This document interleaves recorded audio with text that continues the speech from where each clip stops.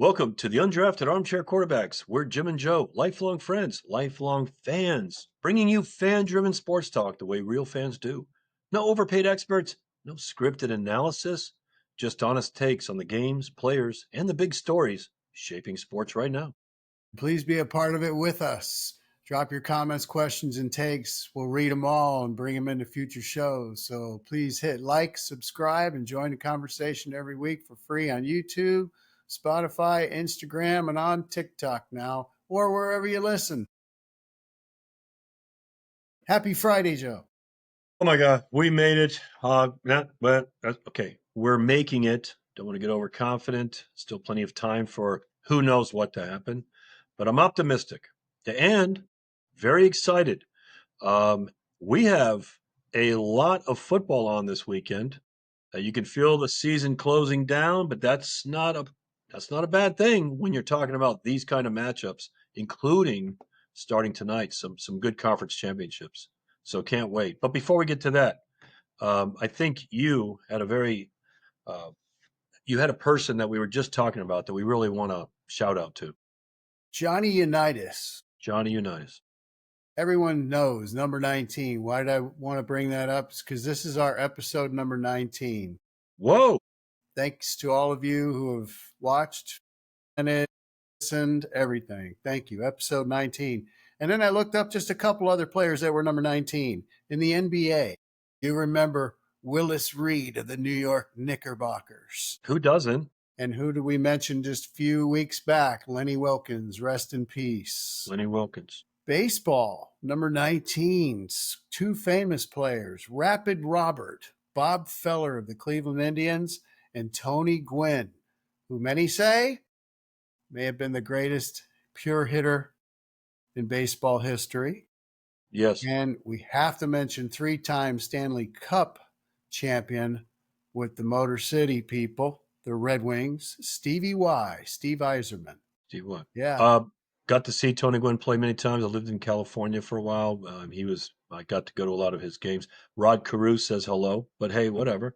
And by the way, if I was an expert at, media, people don't realize how, this whole podcast is being produced by, us, which is scary in a lot of ways.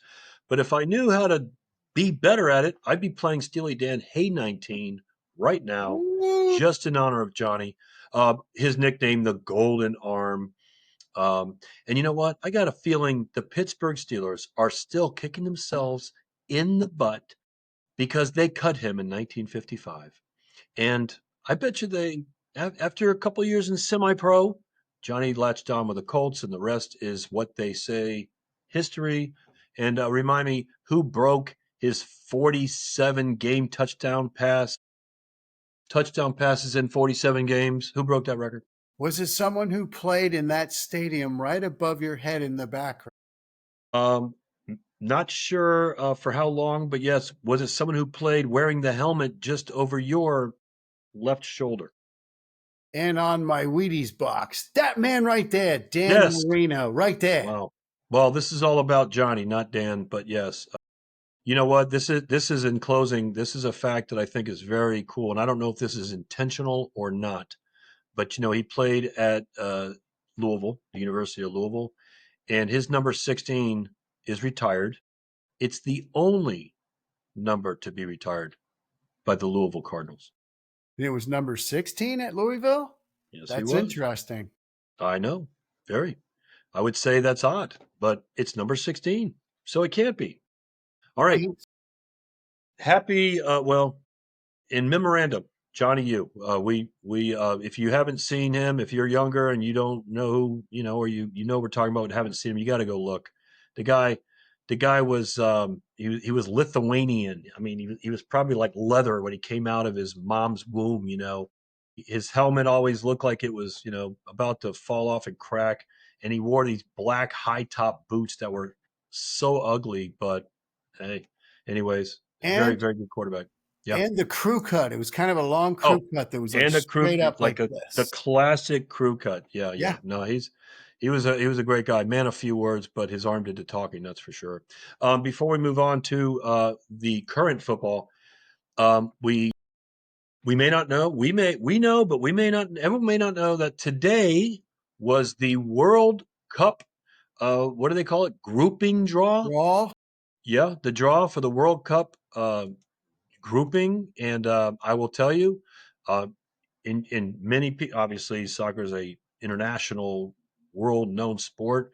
In case you're not sure, our beloved United States made the World Cup. They're in Group D, and D.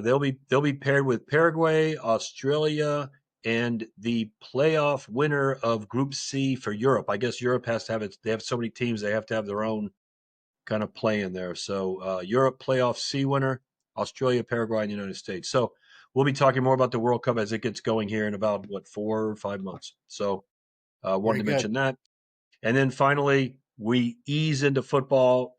Yesterday was National Signing Day. Remember, it used to be in February, I think. Is there still one in February? This is early signing day, I think. I don't know. With NIL and everything going on, I'm not sure if that's better or worse. But most major recruits, especially top 300 recruits, they all signed.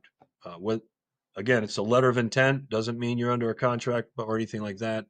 Probably already getting NIL money, but for the most part, we talked about this list, Jim. The list looks like the who's who of the CFP right now. Yes, and you had just mentioned before we got on when we were in the green room, a couple thousand miles apart, I guess, or 1,000 miles apart. Something about number one USC Yes. ranked number one because they signed a ton of players or something. I'm not a stars freak because Malachi Tony from Miami, arguably the best freshman in the country. I mean, not even arguably, really. If you argue that Malachi Tony's not the best freshman or most impactful freshman, at least in the country, then you're not watching any of his games. He was a 3-star. So, Joe Burrow, 3-star. We, you know, but USC is number one. They have one 5-star. Okay. 21 4-stars. Okay. They have 35 commits. That puts them, an average of about 9 recruits higher than almost everyone else. So I'm not saying they don't deserve the ranking, but let me read off the top 10. Alabama, Oregon, Notre Dame, Georgia, Ohio State, Tennessee, Texas, Texas A&M, Miami, and then Michigan, Washington, LSU, Florida State, Florida, and then Oklahoma. Did any names I read make you say, "Whoa"? No. It's the expected who's who of the top. That's why next year the CFP will probably have the same old teams in them again. But we'll see. The only thing that really is a shocker, and then we'll move on, is Penn State. I'm scrolling. My finger is literally sore from scrolling, and I'm to number Scrolling 50. I still haven't come across Penn State yet. I'm still scrolling. I'm still scrolling, and and scrolling. Jacksonville State is number 100. Whoa. I'm still scrolling, and I have yet to even see Penn State. I mean, what the heck is going on with Did that you school? pass it over because it was just listed as PSU or Pennsylvania State I University or probably something? did pass them over. I mean, I'm trying not to be rude and look away from the screen here, but yeah, I What's all can't right? find them. You're I can't find researching. them. I'm sure someone out there can search in 4 seconds and find them, but no, seriously, it's like they're on probation. It's like they're SMU back in the day. I don't know where they are. What a shame though. I mean, a storied program like that just wow. I mean, anyways, I hope they get their act together and I hope they find a coach. By the way, I don't think this recruiting ranking is just because they don't have a coach. I think I don't know. I think they've got like a little bit of a curse thing going on right now, and well, we'll see what happens. Thank you for reading off the top 15 because I got to mention that the Florida Gators, my cousins have been teasing me since it happened. Aiden Baugh rushed for 266 yards against my Seminoles in Gainesville last Saturday night. Ugh, the pain. But I did just hear you say Florida State 14, I Florida did. 15. So there I you I s- go. I said that. The Knowles are on their way back. Take that, my cousins. Yes. Good.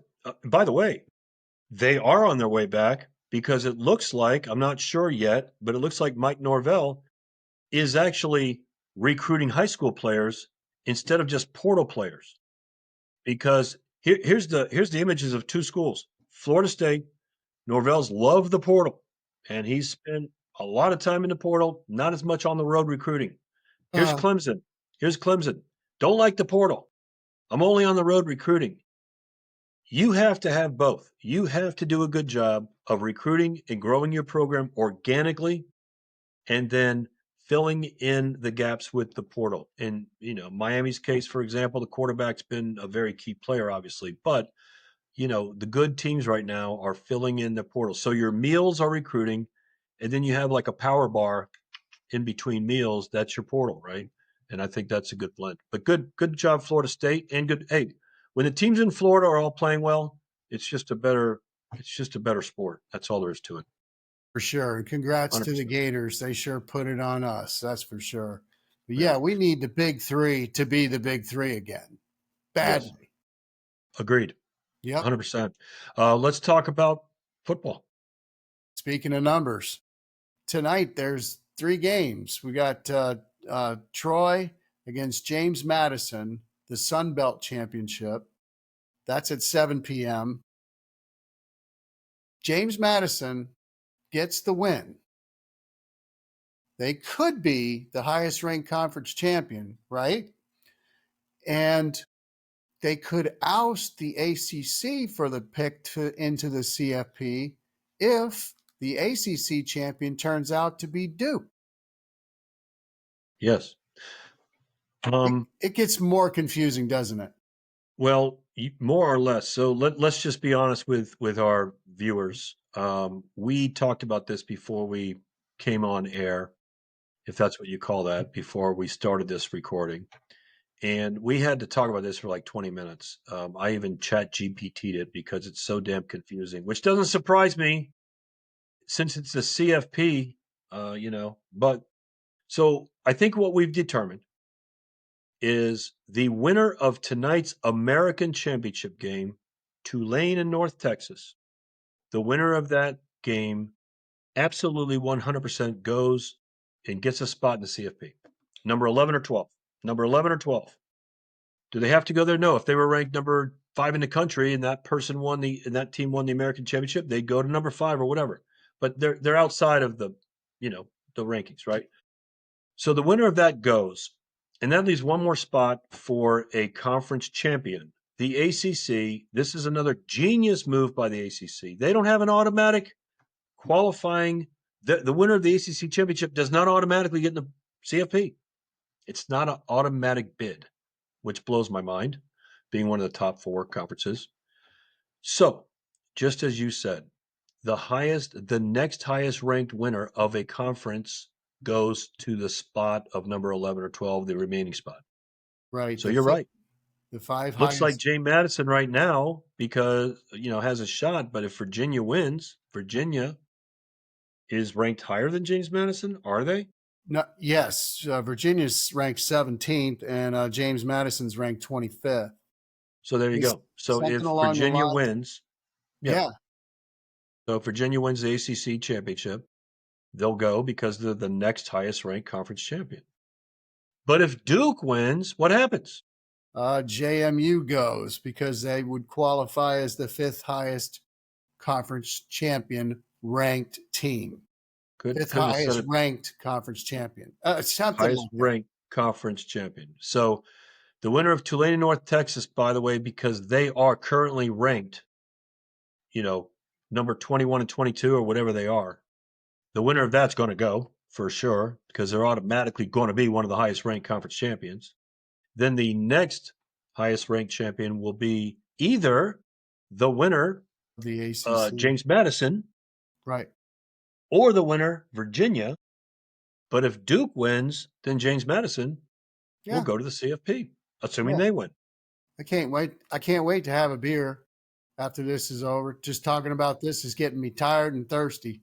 Yeah. Every time we talk about the CFP, we need a shot of beer. Yeah. Yeah, an appetizer.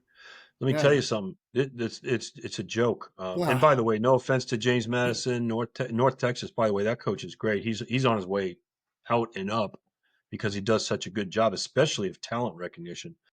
But I mean, I don't know if the CFP is better off when you have Tulane playing, you know, fill in the blank. I don't know. Texas, well, they'll probably get a bye. I'm trying to think of a non-bye team, but I don't know if it's better off with Tulane playing Oregon and, James Madison, playing Georgia. Does that make the CFP better? Well, let's talk about the other games real quick. Come on. These are really big games. Some of these affect the CFP. And I believe we're going to try to do some picks on these. And Yes. we've got number 11. This is tomorrow at noon. Number 11, BYU at Yes. number If I 4. look away, I'm writing it down. Go ahead. Number 11, BYU at number 4, Texas Tech. Big Yes. 12 championship. Yes. This is the first Big 12 championship for either team. Who knew? Yeah, I kind of like That's it. good. Yeah, it's good. BYU's 11-1. 11-1. Yeah, I would be too with their schedule. Who do you got? I'm going to take Texas Tech because the game's, it's a home game for them. They're the home team. I will too. But I just like Texas Tech. I will too. By the way, Texas Tech, we always pictured them as an air raid, offensive, throw the ball around, win the games 47-45. That is your dad's Texas Tech. Their defensive front is legit. They are not the same team that we used to know. They can really play defense, and that's really part of the reason they're number 4 in the country. They have a good offense too. Um, BYU is one of the outliers in the CFP. As well as a Miami fan, I certainly know this, but I think most people do as well. Do they deserve to be 11? Who knows? But most people agree. If BYU doesn't show up in this game or gets beat pretty solidly, they're out. Miami moved to number 11, who's currently 12. So Miami will be 11. If nothing else changes, Miami Notre Dame will be next to each other because Alabama jumped Notre Dame last week because you beat a 5-7 Auburn team, so you get to move up over Notre Dame. Head Oof. scratcher. Miami and Notre Dame would then be together, which has been the reason the CFP has used all along. We can't compare them head to head because they're not together. You can't compare head to head teams that are 3 teams apart. Okay. If BYU loses tonight and Miami slips into that 11 spot and nothing else changes, wow, they're going to have quite the decision. So I've got Texas Tech as well. And what about the Georgia Bulldogs and the Alabama Crimson Tide? Oh, the old Keith Jackson. I love it. Rumbling, stumbling. Oh, man. All right. I won't get into too much detail. This is the 13th year out of the last 14. I think we've seen Georgia play Alabama for the SEC championship. Yawn. Sprinkle in a couple of national championship one time. I'm going with Georgia. I just think Yes. Georgia's actually going to be really ready for this game. Alabama just barely beating Auburn is a big, big reason. I'm going Well, with Georgia. I love the fact that the CFP, has once again just screwed this whole thing up because think about this just for 1 second. While Georgia and Alabama have a lot to play for, Alabama, I think everyone thinks they're in 99%, whatever. If they lose this game badly, not thinking that can happen, let's just say they lose this game 40-10. Is Alabama out? Can they drop out or drop to number 11, which means you're out? You don't want to take that chance. Georgia, let me ask you this. They could be a number 2 seed with a win here. And those top 4 seeds mean a lot. So they both have something to play for. But think about this. While they're doing that, what's Texas A&M doing? Sitting around, getting ice baths, massages, running, creating new plays, doing some walkthroughs, getting rested, getting ready. What a joke. Here you have a number 2, number 3 seed, blah blah blah, having to play in this game. Probably Kirby Smart probably wants to. He wants to beat Alabama. But think about it. Who would Can you imagine the NFL doing that? Congratulations, you won your division and the conference. Now you got to go play a game right now to see if you get home field advantage. And the division winner, who's 4th in the conference, gets to sit around and wait. The NFL would never do that. You know why? Because they have common sense. All right, who do you got? Well, I was going like this, like I heard some noises. I think I heard some people screaming at our podcast all the way from Tuscaloosa. That's Yeah, fine. well, Scream there away. goes. Well, you know what? Don't tell the Georgia fans that live, all around me, but I'm rooting for Alabama because I don't want Alabama to drop one step backwards behind Notre Dame and then separate Miami and Notre Dame again. So I want Notre Dame and Miami to be side by side so the CFP has to put their money where their mouth is and say head to head does matter now. So I'm going to go with Alabama with my head, heart. I'll leave my wallet on the table. And hopes. Yes. Yeah, and Uh, hopes. so, okay, I got Georgia. You got Bama. Okay. All right. Now, another game that means something, I think, is Indiana Ohio State, Well, yes, we got Indiana. That is tomorrow night, 8 p.m. Number two against number one. Back to your right? point just a second Think ago. about it. Why play It, the it, it championship blows my game? mind. Start the college football playoff now. Why aren't they What starting what the college football playoff this Ohio week? State and Indiana have to play each other. Now, you could opt out, you can do all that stuff, but I'm sorry, it's not too far back in our mind before the CFP and all this BS. It's not too far back in a lot of these people's minds that the conference championship means something to the school. It's a trophy. It means a lot. So you can have opt out and all that, but people will play this game hard. They want to win. But that's not the big prize. The big prize is the CFP. What's Oregon doing while these guys are knocking each other's heads off? Sitting Throwing around. darts. Seriously, sitting around. Yeah, I got that. That's good. But anyways, it's just frustrating, really. I mean, if I was the coaches of these teams, I'd be like, "Screw you, man! Oregon gets to sit around while we playing."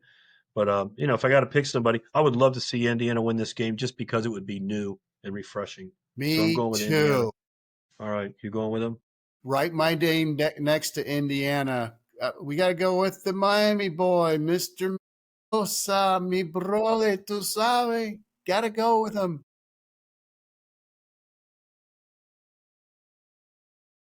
Yeah, I That means hope. go deep. I think. I'm not sure. Agua profunda. Yeah, Yes. deep I water. when I lived in Miami, my Spanish wasn't that good, but I do because I'm up here in North Georgia, I do give lessons on how to speak Cuban. I make pretty good money on the side, and I just tell people to start off, look, man is spelled MENG, and then Name it. time is spelled TINE, and then you put them together and mumble and say, "Hey man, you know what time is?" I love And it. it's easy. It's easy to get started. I love Um, it. yeah, Dear old DM me. Miami and the DM me if you Cubanos. want to know more. All right. Well, I don't know. I'll tell you what. I want to see Indiana win that game though, because it would just be, you know, a wake up call for Ohio State probably. But I think Indiana needs that win going into the CFP, knowing they can, play in these games. If you look at the Big Ten, who they played each other and all that, some of these teams didn't play. I mean, that's a whole other thing with these big conferences. You can get through the conference without playing anybody in the top 15 if you're lucky. Speaking of that, let's talk about Duke. Yes, and we've got Duke unranked uh, at What a number joke. 17 ranked Virginia. What a That joke. game's in Charlotte, and that's tomorrow night at the same time as Indiana Ohio State. So I know that's going to be a game where I'm going to flip and check, or just check my phone. I'm probably going to have my eyes watching Indiana Ohio State. But I'm. What do you think happens now if Duke beats Virginia? I would love that. I would love that for a couple reasons. No offense to Virginia. Virginia has had a good season. Yeah. Their schedule, strength of schedule, I don't know what it is, but I can tell you, I don't remember them playing, now maybe the ACC, maybe the Clemsons and the FSUs, that they did beat, obviously are Well, down this year. it took them two Um, overtimes to beat us, True, beat the true. Mold. Yeah, and they've won a lot of games in overtime, last minute, and all that. But hey, they've won, right? Listen, sour milk. Uh, we Yeah. got two losses. Duke. What the hell is Duke doing? It. No offense to Duke, and don't forget, Manny was our coach once, and I've got nothing against Manny, and he's doing a great job. By the way, Duke's defense is really good, and that's Manny's specialty, obviously. So Um, I think they're 7-5 though. What are they doing in the ACC championship game? You know why? Because there was 5 teams with 2 losses, and because they all don't play each other, of course, the tiebreaker is the winning percentage of not common opponents, all opponents. Oh, think about it. You're not playing the same team, so let's just take the average winning percentage of everybody. They played, even though they're completely different schedules, and whoever had the highest wins, the tiebreaker. This is It, getting this is getting painful and making me long for the coaches poll, and the Associated right. Press maybe can have Yeah, their own right, little poll if they want to, but I right. want to go back to the coaches poll, and that's it. Yeah. Or, yeah, get rid of this committee and change the committee members to coaches or somebody who actually knows football and watches football. Because no offense to everyone on this committee, but I don't think most of the people on this committee watch a damn game. I really don't. So I you're think picking Duke. they probably watch scores, and they're all ADs for crying out loud. Um, they, Yeah. and I'm not saying ADs don't watch games. I'm sure, a lot of ADs do, but not these, that's for sure. Anyways, I'm going to I got to pick Duke because I Do want to it. root for Duke. I have to because I need Do them to it. win. Who are you I picking? love it. I'll take Virginia. Chandler No fair. Morris. No fair. Chandler You're taking Morris. advantage of my emotions. I'm going on emotions too. I don't want Duke to win, and the record's going to be 8-5, and then the ACC gets bumped by JMU. I mean, come on. No, no. Miami will be an at-large, guaranteed. If Duke wins, and ACC's got 2 choices, or the CFP has 2 choices. No ACC team, Duke at 8-5, who will get crushed, or get Miami in there, which everyone in the country's begging for. It makes sense. At least if Notre Dame's going, Miami's got to go. And that'll be your at large. And I think so. That's the solution. I'm biased, I know. Okay. I hear Well, you. let's see. Those are good games to watch. We're going to keep our eye on those. So I look forward to it. Let's talk about the NFL, the professionals. By the way, are they really professionals over college? Because if you They're sign all. a contract in the NFL for $3 million, I know that's probably low, $10 million. Ooh, you're committed for 3 years to that team.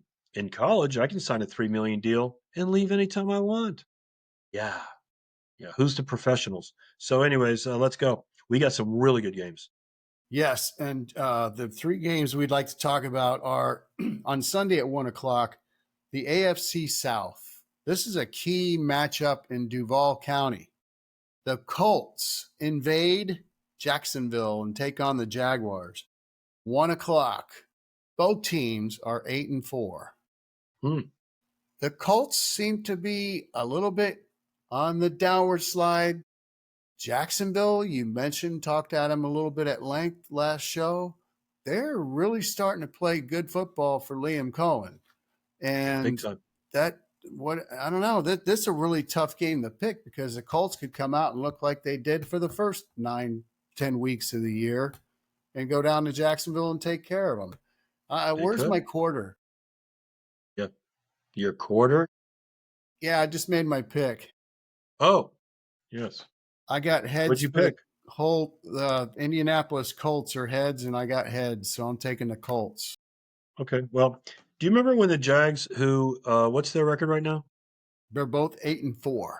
So remember the Jags should have been 9-3 because because late in the game against Houston, That uh, game, Lawrence was scrambling to his right and he threw a pick in the end zone.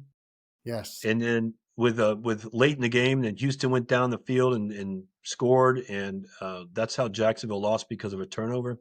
Well, yeah, that matters because when the Jacksonville Jaguars play clean, they are 6-1 with 1 turnover or less, but they are 0-4 when they cough it up 2 times or more. So if they play a clean game, they have a great running game. Lawrence, people debate his, intensity and dedication, to being a great quarterback. But when he's clean in the pocket and when they don't make mistakes, he is a very good quarterback for them. And so I'm going with Jacksonville in this one, home field advantage, and the way, and coupled with the fact the way the Colts have been playing. I like it. I like your pick. I respect that pick. But I'm going to say the Colts are smarting from that loss and pull in some of that Johnny Unitas spirit and get it done. The Okay. Bears One second, invade one second.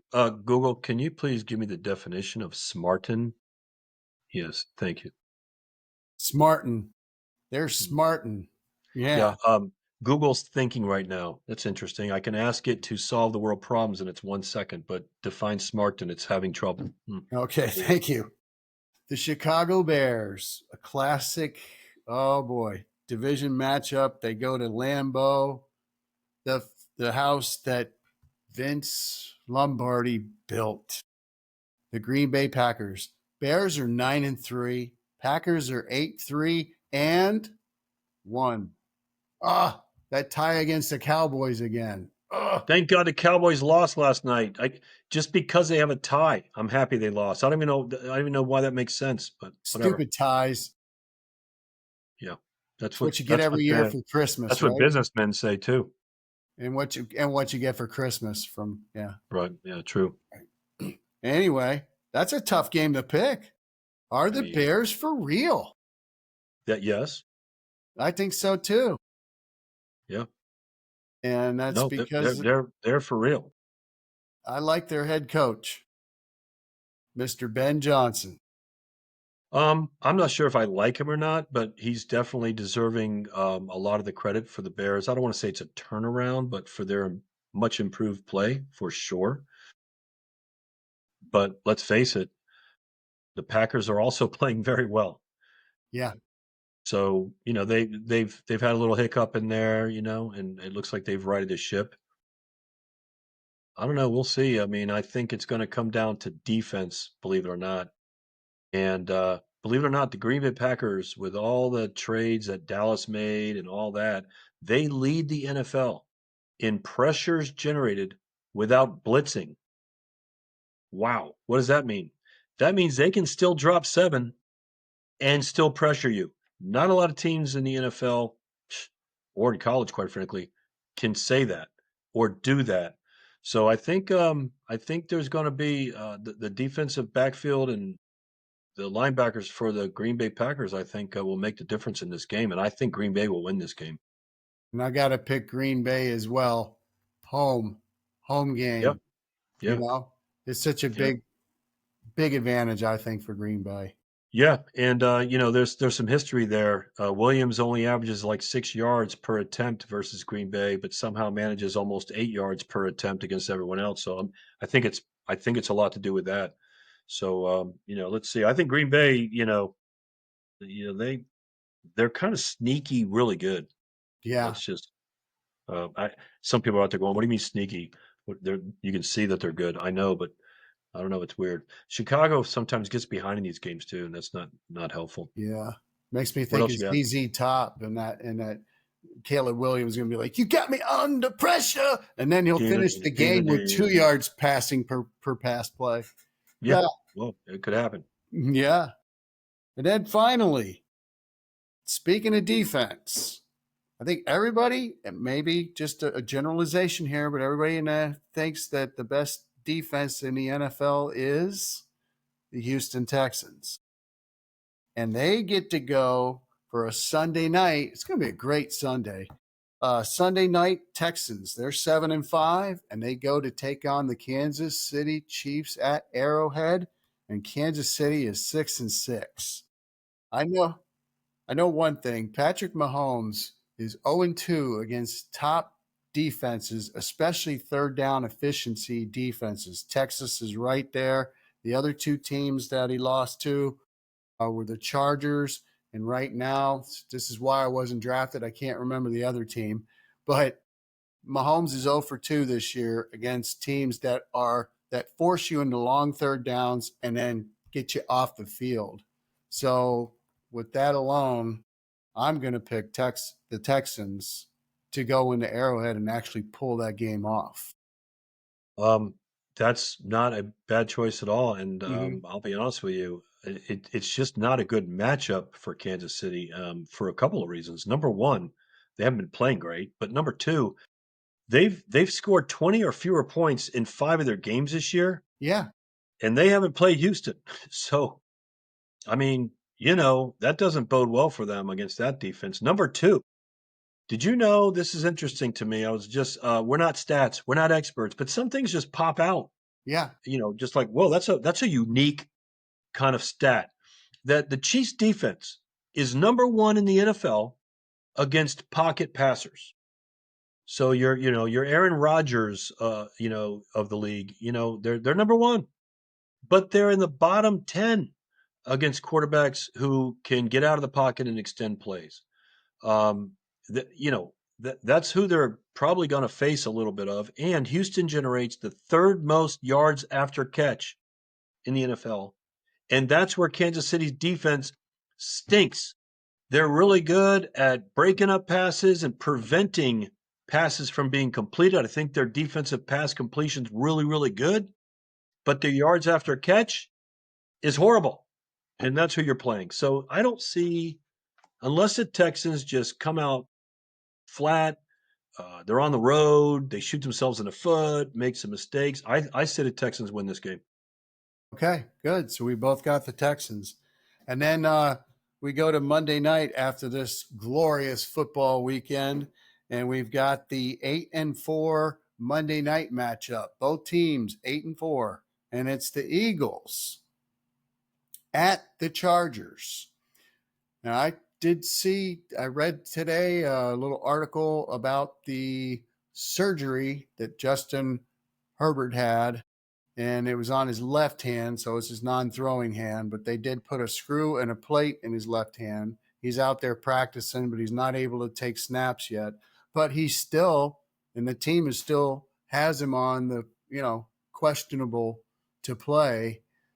And I hate to say this, but if the game's going to come down to if he can play, I like the Chargers' chances. But if he can't, then that's a tough pick. And you go first on this one. I'm going to let you pick this one first. Well, let me ask you this. Who is backing up Herbert if he cannot go? Is it Trey Lance? Trey Lancelot Link. Is it really? I mean, is that who it Trey is? Lance. Um, With his 3rd team now. well, he was if I remember, wasn't he like top 10 pick, or was he He number was the 1 or number second? 3 Yeah, number overall. 3. Yeah, And yeah. now he's with I his mean, 3rd team. believe it or not, I think Herbert will play, and I don't think it's going to affect him that much. And I'll tell you what, if this game was in Philadelphia, I would pick the Eagles. They are desperate for a good win. But because it's in LA, I'm going with the Chargers. That is a good pick right there. Ah, I'm going to go with you. Chargers. Kind of part of my heart. Yeah, no, you don't even need to say why. I know why, because you saw who I picked with my expertise and my superior provocation, and you said, yeah, I'll go with them too. I get it. Yes. Um, Nostra, Nostradamus is what they used to call me. Oh, jeez. Yes. Well, I don't know who they were. I forgot. Well, we have to talk about honorable mention games. Come on. I mean, hello. The Dolphins, who are they playing? The New York Football Jets in New York. Really? Yes, sir. Okay. Well, there you go. And Um, I swear I thought I just saw that game last week. Who did the Dolphins play last week? there's the Saints. Oh yeah, the Saints. Oh, that's why I was just remember inept. It was like a yawner game I don't want to care about watching. Yeah, okay. Yeah, Yeah. that's why. Yeah, Broncos Raiders. I don't know. I mean, Raiders are so at this point. Listen, I would never want anyone to lose on purpose. I would never if I was playing in. I'm trying to pick a sport. I'm playing whatever sport, and I'm down so badly that there's no hope of me winning. No hope. You're still going to see me. You're still going to see Joe trying as hard then as I was in the very beginning of the game when I was full of hope. But at some point in NFL football, maybe it's best to get the second pick in the draft than to get number 11 because you won a few games at the end for the Gipper. And that's where I am with the Raiders right now. If they win, it's like, okay, great. But man, please just We only got, a few weeks left. Just don't blow your chances of getting a good draft pick. It's the same thing with the Dolphins. Yeah. It's Yeah. called mediocrity misery. Yeah. I know. Well, you guys got a quarterback issue too, and I'm not Yep. sure if I'm not sure how we're going to solve that. We need to solve that too because Geno Smith, yeesh, whatever happened to him, I don't know. We found out it wasn't Chip Kelly. Well, all right, my friend, that's a good slate of games we've picked. We'll be looking at how it all turns out. I Johnny Unitas, RMP, Mister Crew Cut with your high top black cleats. Thank Yes. you for the memories, and we'll be watching these games, and we'll see how it all pans out. If you're a Miami fan, I'm with you, and let's root for Texas Tech and see what happens after that. And if you're not a Miami fan, I completely understand. It's not my fault. We were so good many, many years ago. All right, all right, my friend. I will see you next time. I know that That's it. feeling. That's it for this episode of the Undrafted Armchair Quarterbacks with Jim and Joe. Thanks for checking us out and hang with us for some real fan-driven sports talk.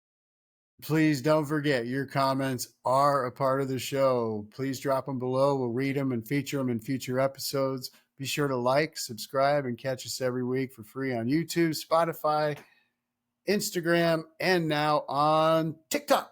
Wow, Woo! that's amazing. Yeah, check us out. Look for our shorts and stuff. And and listen, your comments are important. Otherwise, we got to listen to each other. Ooh, all Yeah. right, And look for all the right. shorts on the screen on the production. We're both good on the shorts that we wear. True. Good point. Yeah. All right, you're wearing shorts. Good. That's a good change. All right. See you, my friend. Take care.